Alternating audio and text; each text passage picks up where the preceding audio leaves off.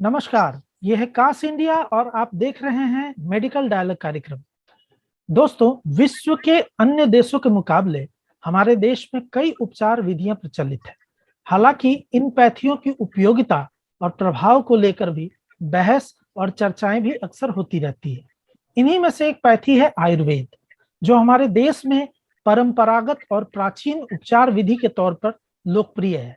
आज के इस एपिसोड में हम आयुर्वेद के उन पहलुओं को जानेंगे जिन पर चर्चाएं तो बहुत कम होती है, लेकिन लोगों के मन में सवाल उठते रहते हैं। आज के इस कार्यक्रम में ऑटो इम्यून डिसऑर्डर पर आयुर्वेद के संपूर्ण प्रभाव और उपचार प्रणाली के बारे में विशेष तौर पर चर्चा करेंगे और हमारे दर्शकों द्वारा पूछे गए कुछ सवाल भी विशेषज्ञ से करेंगे। तो इस वक्त हमारे साथ मौजूद हैं डॉक्टर श्री विकास त्रिपाठी और विशाल त्रिपाठी, और हम उनसे जानेंगे आयुर्वेद के विभिन्न पहलुओं के बारे में, उन चीजों के बारे में जानेंगे जिस पर चर्चाएं अभी तक काफी कम हुई है। डॉक्टर साहब, कार्यक्रम में आपका बहुत बहुत स्वागत है। नमस्कार। सबसे पहले एक बहुत ही महत्वपूर्ण सवाल पूछना चाहता हूं। देश में इतनी सारी पैथियां हैं, लगातार विज्ञान विकसित हो रहा है, उपचार के क्षेत्र में जो विकास है वो लगातार होते जा रहे हैं, लेकिन बीमारियां बढ़ती जा रही है, मरीज बढ़ते जा रहे हैं, बीमारों की संख्या कम नहीं हो रही। तो इस बारे में क्या कहना चाहेंगे आप? देखिए, ये तो आपने इतना बड़ा क्वेश्चन पूछा जो पूरे विश्व के जनता के हित के लिए है और भारत की जनता के लिए तो है ही है जी। मैं भी कभी कभी ये सोचता हूँ कि रोग बढ़ते जा रहे हैं, डॉक्टर बढ़ाइए, अस्पताल बढ़ाइए, दवाइयाँ बढ़ाइए, और डॉक्टरों की कमी है, इतने लाख रोग हो गए, इतने लाख डॉक्टर चाहिए, ये रोज सुनता हूँ मैं जी। लेकिन क्या कोई गवर्नमेंट, क्या कोई डॉक्टर, क्या कोई मीडिया वाला ये कभी सोचता है कि रोग क्यों बढ़ रहे हैं, रोगी क्यों ठीक नहीं हो रहे हैं? अगर आप सर्वे करें तो शायद 4% भी भारत में या विश्व में प्रिवेंटिव क्लिनिक नहीं है कि रोग ना हो इसके लिए हम लोग सलाह दें। क्लिनिक्स क्या है? आपको कैंसर हो गया तो कीमो कराइए, रेडिएशन कराइए और बाद में पैसा कमा करके ठीक होइए ना होइए जो भी। आपको लीवर बीमारी हो गई तो आपको सिरोसिस ऑफ द लीवर हो गया, लीवर ट्रांसप्लांट कराइए, ठीक हो या ना हो लाखों रुपए खर्च कराइए, ये सब तो करते हैं, पर लीवर क्यों बीमार हो रहा है, आपको कैंसर क्यों हो रहा है, इस पर चर्चा नहीं होती है। और जब तक आप रोग के समग्र कारणों को नहीं जानेंगे जिसकी वजह से रोग होता है, केवल रोगों की विविध औषधियां ही खोजते रहेंगे जिससे हमारा व्यवसाय चलता है मल्टीनेशनल कंपनी का, तब तक ना इस देश का, ना विश्व का, ना जनता का कल्याण होगा। होना क्या चाहिए कि चाहे छोटा रोग हो, चाहे बड़ा रोग हो, चाहे संक्रामक रोग हो और चाहे लाइफ स्टाइल के रोग हो, इन रोगों के कारण, मूलभूत कारणों को पढ़ाया जाना चाहिए और लोगों को समझाना जाना चाहिए, जो नहीं किया जाता है। आज क्या किया जाता है? हाँ, आप आ गए, कितने दिन से बीमार हैं, आपको 1 2 3 4 5 बीमारियां हैं, आप 1 2 3 4 5 है दवा लीजिए और जिंदगी भर खाते रहिए और खाते खाते ऊपर चले। ये आज की चिकित्सा पद्धति। अच्छा डॉक्टर साहब, एक जीवन शैली से ही जुड़ी हुई चीज पे एक सवाल आपसे पूछना चाहूंगा बीच में। दरअसल जो ऑटो इम्यून रिमेटिक डिसऑर्डर्स हैं, जिसमें से खास तौर से एंकाइलोजिंग स्पॉन्डिलाइटिस भी एक बीमारी है, और इस बीमारी को लेकर ये बीमारी एक लाइलाज बीमारी है। इसको लेकर कुछ हमारे दर्शकों के सवाल हैं जो मैं आपसे इस कार्यक्रम की शुरुआत में ही पूछना चाहूंगा कि बहुत सारे दर्शकों की ये सोच है, ये उनकी अपनी राय है, या कहीं से उनको ये जानकारी मिली है कि एंकाइलोजिंग स्पॉन्डिलाइटिस की बीमारी में आयुर्वेद दर्द तो कम करता है, इन्फ्लामेशन भी कम करता है, लेकिन जो बोन का फ्यूजन है, यानी स्पाइन में जो फ्यूजन होता है, ज्वाइंट में जो फ्यूजन होता है, उसको रोकने में या नियंत्रित करने में आयुर्वेद जो है वो कारगर नहीं है। तो आप एक विशेषज्ञ होने के नाते क्या कहते हैं, क्या ये मिथक है या फिर ये एक सच्चाई है? देखिए, कोई भी रोग हो, हमारा जो आयुर्वेद है वो प्राकृतिक नेचुरल बायोलॉजिकल फंक्शंस पर आधारित है। जी प्राकृतिक बायोलॉजिकल फंक्शन से मेरा तात्पर्य ये है कि अगर एक बार शरीर के अंदर किसी भी प्रकार के सीड का निर्माण हो गया तो वो वृक्ष के रूप में बनेगा। अब वो वृक्ष कितना कमजोर है, कितना बड़ा है, कितना छोटा है, कितना मजबूत है, ये निर्भर करता है उस सीड पर। जी उसी प्रकार से कौन सा रोग हो रहा है ये उस पर निर्भर करता है। हमारे यहाँ आयुर्वेद में ये बताया गया है कि जो कुछ संक्रामक रोग हैं उनको तो आप रोक सकते हो, जड़ से ठीक कर सकते हो, लेकिन दोबारा हो जाए।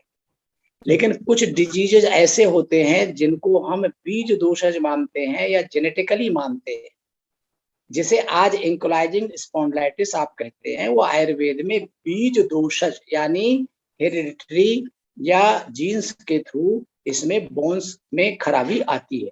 तो जी एक तरफ यदि आप किसी क्यारी में नीम का पेड़ लगा दीजिए और बबूल का लगा दीजिए और आम का लगा दीजिए और एक ही तरह का भोजन दीजिए, तो बबूल में कांटे होंगे, नीम कड़वा होगा और आम मीठा होगा।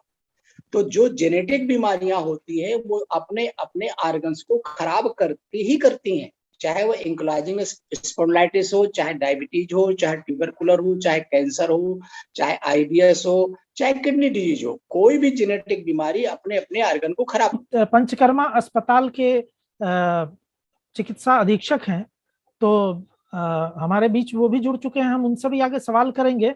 तो डॉक्टर त्रिपाठी, आप जो कह रहे थे कृपया वो कंटिन्यू कीजिए प्लीज।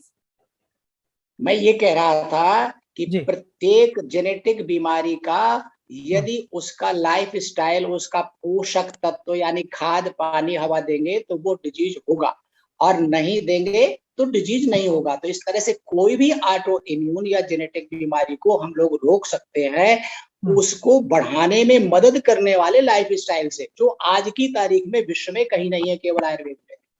विश्व में क्या है कि जब आपको कैंसर हो जाए, जब आपको सिरोसिस ऑफ द लीवर हो जाए, जब आपको हार्ट अटैक हो जाए, जब ब्लड प्रेशर हो जाए, जब डायबिटीज हो जाए, तो आप दवा खाते रहिए, वो रुका रहेगा। लेकिन जी आप चाहो कि वो चला जाएगा, नहीं जाता। तो आज जो आप कहते हो कि साइंस तरक्की कर गई है, साइंस ने जितनी तरक्की की है, मुझे ये बताइए कि कौन सा ऐसा घर है जो इस साइंस ने निरोग किया हो। अब मैं आपसे प्रश्न पूछता हूँ, इस साइंस के ग्रो के साथ साथ रोगों की भी वृद्धि बेतहाशा हुई है। माने जितनी साइंस ने तरक्की की है उतने ही रोगों की वृद्धि हुई। अब नहीं, आप कहेंगे कि इसमें एक चीज आप स्पष्ट करें सबसे पहले। ये सब चीजें एक्चुअली क्या है कि इस बीमारी के बारे में जो हमारे मरीज हैं, जो इससे पीड़ित हैं, वो इतना कुछ जानते आ रहे हैं कि काफी कुछ जान गए हैं। मैं ये सीधे सीधे सवाल ये जानना चाहता हूं कि जो इनके मन में चलता है, एक क्या ये मिथक है कि एंकाइलोजिंग स्पॉन्डिलाइटिस के मामले में आयुर्वेदिक दवाइयां केवल उनके दर्द को रोकने और फ्यूजन को, ये इन्फ्लामेशन को कम करने में तो मददगार है, लेकिन ज्वाइंट फ्यूजन या स्पाइन के बोन के फ्यूजन को के प्रोग्रेशन को रोकने में असरदार नहीं है? क्या ये देखिए, अगर सही है? ठीक है, समझ गया। ऐसे समझिए कि जैसे आप ईंट के भट्ठे को बना रहे हैं, आपने कहीं अधिक आग लगा दी तो दो ईंटें आपस में जुड़ जाती है। तो दो ईंटें अलग नहीं की जा सकती, लेकिन दूसरी ईंट ना जुड़े उसके लिए आप ईंधन की व्यवस्था कर सकते हैं, प्रॉपर ईंधन दे सकते हैं। ऐसे ही एंक्लोइजिंग स्पॉन्डिलाइटिस में यदि मरीज लगातार बदपरहेजी करता है, खान पान करता है, और वहां इतना इन्फ्लेमेशन हो जाता है कि वो आपस में फ्यूजन हो गया, तो उस फ्यूजन को बढ़ने से हम लोग रोकते हैं। कंप्लीट ठीक करने की विधा नहीं हो सकती, इसलिए कि वो जेनेटिकली हुआ है। लेकिन अगर पूरी तरह से किसी की मान लीजिए बोन एकदम सीधी हो गई, मूव नहीं कर पाता, पेन ज्यादा है, वो निश्चित आयुर्वेद से ठीक होता है, ये हम लोगों का अनुभव है।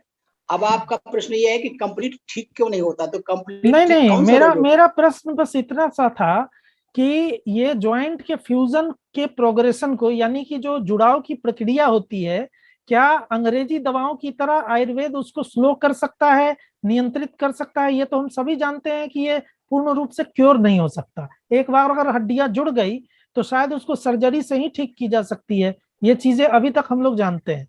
मैं केवल इतना स्पष्ट करना चाहता हूं कि क्या ये ज्वाइंट फ्यूजन की प्रक्रिया को आयुर्वेद नियंत्रित करके रख सकता है लंबे समय तक, जिस तरीके से बायोलॉजिक्स जैसी बिल्कुल दवाइयां कर सकती है? बिल्कुल। देखिए, दवाओं को आयुर्वेद केवल ड्रग एडिक्टेड मेडिसिन नहीं है। हम्म। हम उस बीमारी के कारणों को जानेंगे, डाइट बताएंगे और औषधि भी बताएंगे। और आयुर्वेद में ये मत है कि यदि दो हड्डियां आपस में जुड़ भी गई हैं तो हमारे यहाँ एक पंचकर्म चिकित्सा होती है। जी। उसमें ये सिद्धांत है कि सूखी लकड़ी को भी हम लोग तेल से गीला करके और हीट दे करके झुका सकते हैं और झुकी हुई लकड़ी को सीधा कर सकते हैं। तो जीवित मनुष्य को हम क्यों नहीं कर सकते? ये आयुर्वेद का एक सिद्धांत है। तो ऐसे सिद्धांत में हम लोग इस चीज को जो आप बता रहे हैं, एंकिलोजिंग स्पॉन्डिलाइटिस में जो फ्यूजन हो चुका है, उसमें हम स्वेदन चिकित्सा करके और बस्ती चिकित्सा करके निश्चित इंप्रूवमेंट देते हैं। इसमें कोई शंका नहीं है। ये मेद गलत है लोगों का। गलत इसलिए है कि सबसे पहले लोग बीमार होता है तो आयुर्वेद पे थोड़ी कोई आता है, सबसे पहले एलोपैथिक में जाता है। जब एलोपैथिक वाले हार जाते हैं, हाथ खड़ा कर देते हैं, तब आदमी सोचता है कि शायद आयुर्वेद भी ट्रायल कर लें, पुरानी चिकित्सा पद्धति है। ये एक कारण है। कारण अगर हमारे प्रारंभिक अवस्था में आ जाए हमारे पास रोगी, तो चरक कहते हैं कि अणुर्हि प्रथमम भूत्वा रोगः पश्चात विवर्धते। रोग सबसे पहले अणु रूप में रहता है, 5% 10% में रहता है, उसके बाद वो बढ़ता है। यदि आप इतना बढ़ा के आ गए हैं 70%, तो हमको कम करने में टाइम लगता है, मेहनत पड़ती है। अगर प्रारंभिक अवस्था में रोग आ जाए, तो अगर तरुण अवस्था में रोग हो, तो जैसे छोटा वृक्ष होता है, आप तुरंत उखाड़ सकते हैं। लेकिन यदि वृक्ष की जड़ें मजबूत हो गई तो उखाड़ने में देर लगती है। उसी तरह से यदि क्रॉनिक बीमारी हो जाती है तो हमको उसको जड़ से ठीक करने में वक्त लगता है, लेकिन लाभ निश्चित रूप से देते हैं। फ्यूजन भी दूर करते हैं, दर्द भी दूर करते हैं। और पेन किलर के लिए हमारे यहाँ स्वेदन चिकित्सा सबसे बढ़िया चिकित्सा मानी गई है। गूगल थेरेपी है, स्नेन थेरेपी है, बस्ती थेरेपी है, दीपन पाचन थेरेपी है, बहुत सारी चिकित्साएं हैं। रही बात यह कि आज के विज्ञान में क्यों नहीं है, तो मैं कह रहा हूं पुनः कि आज के विज्ञान के रिजेक्टेड बड़े बड़े स्पेशलिस्ट के ही पेशेंट मैं देखता हूं।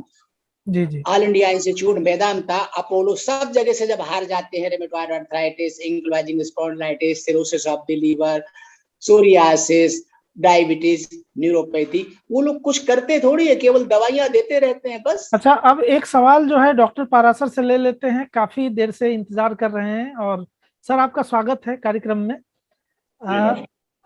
सर, मैं आपसे ये जानना चाहता हूं कि अपने देश में आयुर्वेद काफी प्रचलित है, लोग काफी संख्या में आयुर्वेद का इस्तेमाल करते हैं चिकित्सा के लिए, उपचार के लिए। लेकिन बहुत सारे लोगों का ये सोचना है कि यही आयुर्वेद, चूंकि विदेशों में उतना प्रचलित नहीं है या लोग इसको नहीं अपनाते हैं, तो एक मन में एक दुविधा सी होती है कि क्या इसमें वो बात नहीं है कि बाहर के लोग जो है इसको मान्यता नहीं देते हैं, तो यानी कि कुछ गड़बड़ जरूर होगी इसमें। आप क्या कहना चाहेंगे इसके बारे में? कितना लोगों का ये जो आकलन है, ये किस हद तक और कितना सही है? देखिए, ऐसा है कि अगर हम कहें कि मुगल काल से पहले आयुर्वेद अपनी चरम उन्नति की सीमा पर था, तो कोई अतिशयोक्ति नहीं होगी। उसके बाद मुगल आए, उसके बाद अंग्रेजी हुकूमत आई, तो उसमें सिर्फ हम ये नहीं कहेंगे कि आयुर्वेद को नहीं आगे बढ़ाया गया, बल्कि आयुर्वेद को खत्म करने के प्रयास किए गए। और उसके चलते क्या हुआ कि हमारी जो धरोहर थी, हमारे उस समय भी मैं ये कहूंगा कि आयुर्वेद जब चरम सीमा पर था तो हमारी विद्या और देशों में गई जी।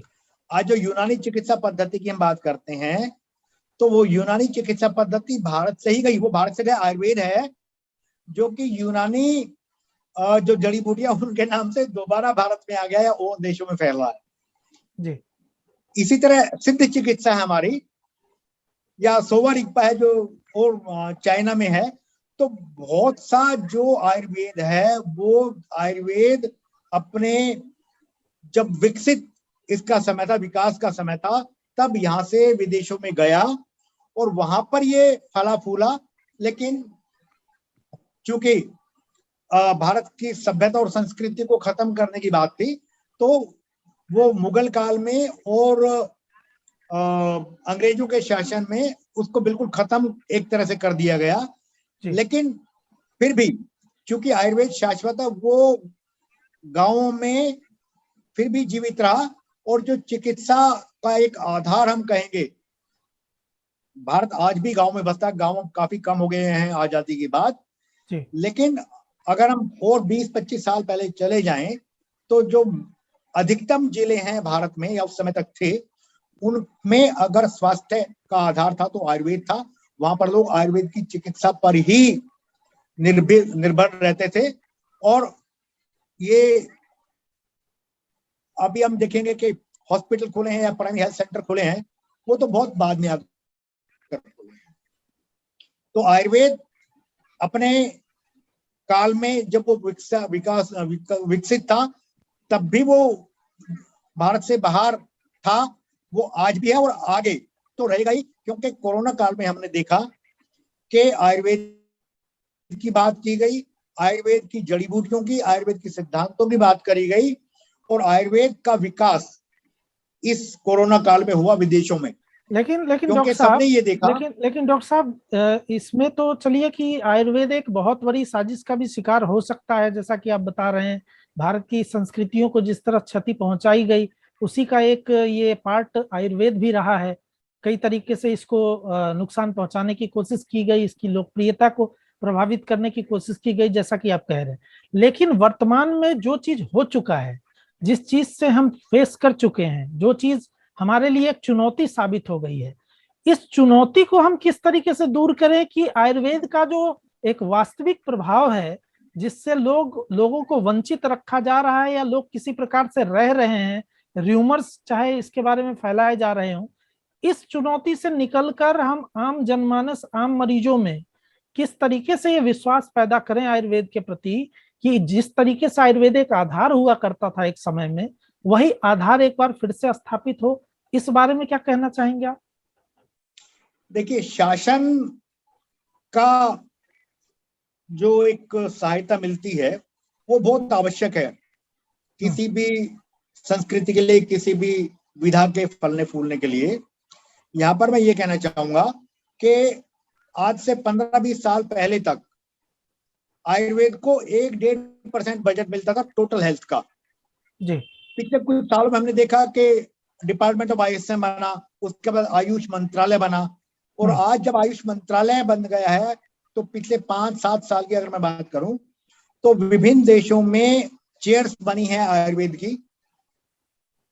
सरकार की तरफ से ये एक सहायता जरूर मिली है और उसका हमें रिजल्ट भी देखने को मिल रहा है। हम ये भी कहेंगे कि देश में भी जो हेल्थ का टोटल परसेंट बजट होता था उसमें वृद्धि हुई है, और अगर मैं इस साल के बजट की बात करूं तो वो लगभग 35% की बढ़ोतरी हुई है पिछले साल की तुलना में जी।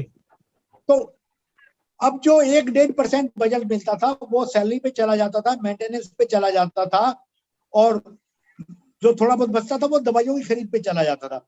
रिसर्च के लिए तो पैसा बचता ही नहीं था।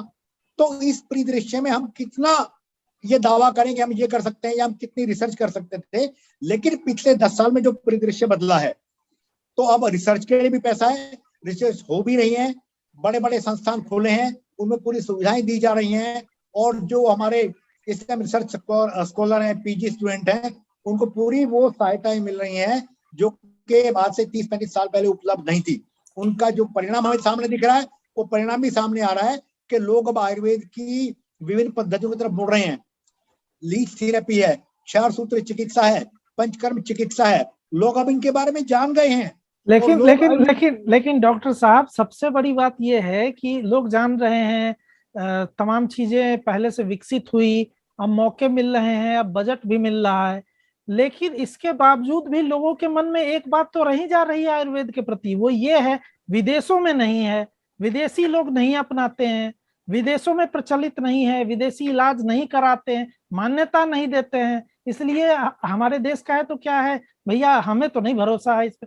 इस झंझावात से कैसे निकालेंगे? हाँ, देखिए, अभी कोरोना के टाइम में ही WHO ने घोषणा करी कि वो भारत में अपनी शाखा खोलने जा रहा है with respect to Ayurveda research, और वो शाखा खुल भी रही है WHO की। इसी तरह बहुत से देशों में, चूंकि अभी आयुष मंत्रालय ने मैंने जैसे बताया कि वहां पर चेयर्स बनाई जा रही हैं, वहां पर यूनिवर्सिटी खोल रही है, आयुर्वेद को वहां पर स्वीकार किया जा रहा है।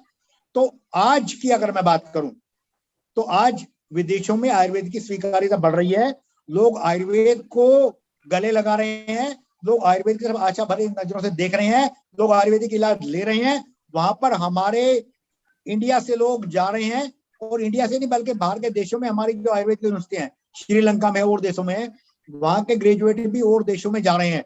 यानी आयुर्वेद आज की तारीख में फल फूल रहा है, आज की तारीख में रिसर्च के परिणाम सामने आ रहे हैं। अभी तक एक मेन बात होती थी कि हमारी जो दवाओं की गुणवत्ता है, जो क्वालिटी है, उस पर प्रश्न चिन्ह उठाए जाते थे। तो आज दवाओं की गुणवत्ता, क्योंकि रिसर्च के लिए पैसा मिला, रिसर्च हो रही है, दवाओं की गुणवत्ता भी बढ़ी है, वो सुनिश्चित करी है हम लोगों ने। और आज की तारीख में चाहे वो क्वालिटी की बात हो, चाहे वो उपलब्धता की बात हो, चाहे वो स्वीकार्य की बात हो, तो आज की तारीख में आयुर्वेद बिल्कुल दूसरे देशों में भी पहुंच गया है। वहां पर स्वीकार्यता बढ़ रही है, वहां पर इलाज के लिए लोग आ रहे हैं कि नहीं अब हमें भी आयुर्वेद से इलाज चाहिए। यानी स्थिति में बदलाव की जो है पूरी उम्मीद आप कर रहे हैं कि आने वाले समय में आयुर्वेद जो है प्रखर रूप से आएगा। बदलाव शुरू हो चुका है, अब तो इस बदलाव को हमने आगे तक लेके जाना है, और आशा ही नहीं पूर्ण विश्वास हमें है कि ये जो एक बदलाव की शुरुआत अब हुई है, वो निकट भविष्य में बहुत तेजी से पूरे संसार में, पूरे विश्व के परिदृश्य में बदलाव आने जा रहा है। और वो लोग आयुर्वेद को भी, आयुर्वेद के विशेषज्ञों को भी, आयुर्वेद की दवाओं को भी स्वीकार कर रहे हैं। और उनको बिल्कुल अब ये समझ में आ रहा है कि अगर बगैर किसी साइड इफेक्ट के कोई इलाज है वो आयुर्वेद में है। अगर ऐसी दवाओं की बात हम करें जो एलोपैथी में नहीं है, उनका विकल्प है नहीं, वो दवाएं भी लोग अब स्वीकार कर रहे हैं। अगर ऐसी बीमारियां हैं जिनका अभी तक कोई इलाज नहीं है, हम डेंगू की बात कर लें, कोई इलाज नहीं है, सिर्फ लक्षणों के आधार पर चिकित्सा की जाती है कि अगर उसका प्लेटलेट काउंट कम हो रहा है तो उसको ये दे दी जाए, उसको ये दिक्कत हो रही है तो ये दे दी जाए। लेकिन वायरस की दवाई आज तक नहीं, वो आयुर्वेद में है। और वो मैं अगर अपने पड़ोसी देश के श्रीलंका में, वहां पर रिसर्च हुई है पपीते के पत्तों के रस पर, और वहां पर ये प्रूव हुआ है कि ये डेंगू के इलाज में काफी प्रभावी है। तो आज की तारीख में बिल्कुल मैं आपकी बात से आगे बढ़ रहा हूं कि वो सारी चीजें स्वीकार्यता की स्थिति से आगे बढ़ रही हैं। लोगों की जो एक संचय वाली स्थिति थी वो नहीं, अब चाहे वो इलाज के बारे में थी, चाहे इलाज की गारंटी के बारे में थी, चाहे दवाओं की गुणवत्ता के बारे में थी, अब लोग उससे आगे बढ़े हैं। चलिए, तो ये उम्मीद हर एक भारतीय जरूर करेगा, क्योंकि एक हमारी परंपरागत उपचार शैली है, उपचार विधि है आयुर्वेद। तो हर भारतीय ये चाहेगा कि आयुर्वेद अपने पुराने रुतबे में लौटे जैसे वो हुआ करता था। तो चूंकि हमारे पास समय कम है, इसलिए इस वीडियो को हम थोड़ा जल्दी समाप्त करेंगे। तो दोस्तों, आपने देखा कि कुछ ऐसे पहलू थे जिसपे आप ही लोगों के बीच से कुछ मित्रों ने सवाल पूछे थे, जिसका जवाब हमने विशेषज्ञों से जानने की कोशिश की है। तो मुझे लगता है कि काफी हद तक आप अपने सवालों के जवाब से संतुष्ट होंगे। और इस वीडियो को देखने के बाद कृपया कमेंट बॉक्स में इस कार्यक्रम के बारे में जरूर अपनी राय दें। अगर आपके मन में कोई सवाल भी है तो कृपया उसके बारे में कमेंट करके हमें जरूर बताएं। हम कोशिश करेंगे कि आने वाले समय में उस पर भी हम नए तरीके से आपको जानकारी मुहैया कराएं। और हम, अगर ये कार्यक्रम आपको अच्छा लगा, अगर हमारे द्वारा दी गई जानकारियां आपको अच्छी लगती है, पसंद आती है, जानकारी परक लगती है, तो कृपया इस चैनल को सब्सक्राइब जरूर करें और वीडियो को शेयर जरूर करें। तो इसके साथ ही इसी तरीके से नई जानकारियां नए विषयों पर लेकर आते रहेंगे। तब तक के लिए नमस्कार।